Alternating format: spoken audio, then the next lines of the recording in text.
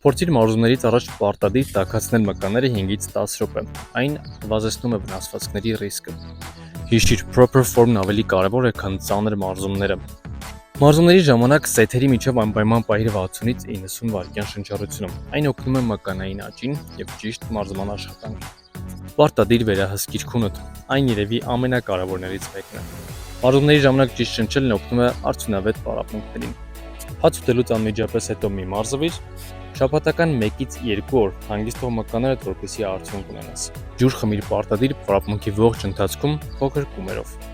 Ավելի կենտրոնացած լինելու համար փորձիր մարզվել առանց սմարթֆոնների։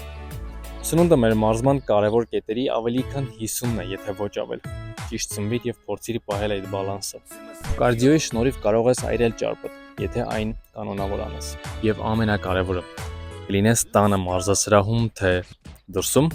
մարզվիր այնպես, որ Արարատն անպայման երևա։